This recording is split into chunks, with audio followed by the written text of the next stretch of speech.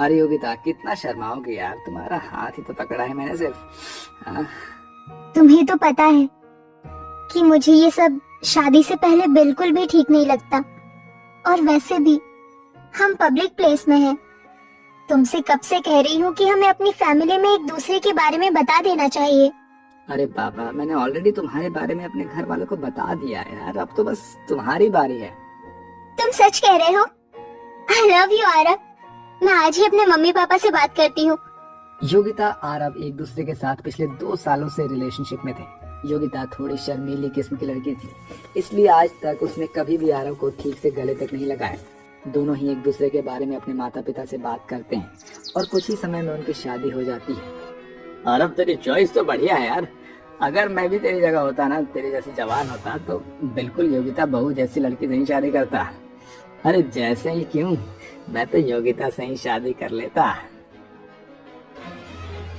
अपने गृह प्रवेश पर अपने ससुर के मुंह से ऐसी बात सुनकर योगिता को काफी अजीब महसूस होने लगता है, लेकिन वो इस बात पर ज्यादा ध्यान नहीं देती।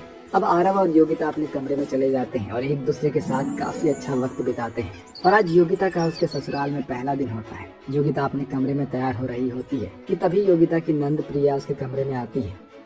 ओ भाभी, इस रेड साड़ी में तो काफी सुंदर लग रही हो। आपको पता है ना कि भैया का फेवरेट कलर रेड है। कहीं वो आपको इस साड़ी में देखकर दोबारा से सुहागरात मनाने के मूड में ना आ जाए। वैसे कैसी रही आपकी फर्स्ट नाइट? प्रिया, ये सब तुम कैसी बातें कर रही हो? मैं तुम्हारी भाभी हूँ, कोई सहेली तो नहीं। भाभी, ये तो बस नॉर्मल है। बताइए ना, क्या क्या किया आपने रात में? आने वाले कुछ समय में मेरी भी शादी हो जाएगी। आप क्या अपनी नंद को टिप्स नहीं देंगी?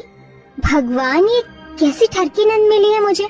भला अपनी भाभी से कोई इस तरह बेशर्मी से बात करता है क्या?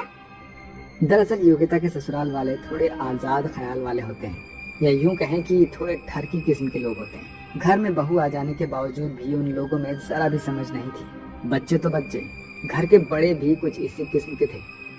आज तो कुछ ज्यादा ही काम था घर में। एक काम करती हूँ, थोड़ी देर आराम कर लेती हूँ।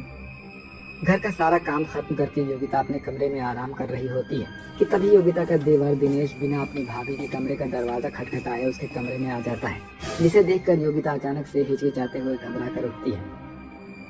अरे दिनेश, तुम ऐसे अचानक कमरे में कैसे चले आए? तुम्हें दरवाजा खटखटा कर आना चाहिए था ना। भाभी, मैं कोई पराया मर्द थोड़ी ना हूँ, आपका देवर हूँ भाई है? और देवर तो भाई के समान होता है ना।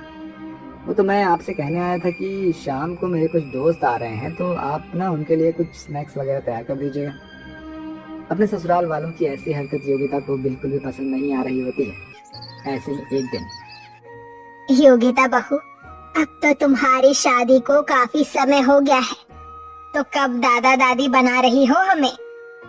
माँ जी, सामने ससुर जी बैठे हैं और अब उनके सामने ऐसी बातें कर रही हैं। तो क्या हुआ बहू, वैसे भी अमरावती बहू की माँ बनने की उम्र थोड़ी ना है, अभी तो उन्हें एंजॉय करना है। वैसे तुम एक दूसरे के साथ अच्छा वक्त बिता पाते हो ना। मेरा मतलब तुम्हारे बगल वाला कमरा ही हमारा है। वैसे कल रात तो तुम्हारे कमरे से बहुत आवाजें आ रही थी, हैं?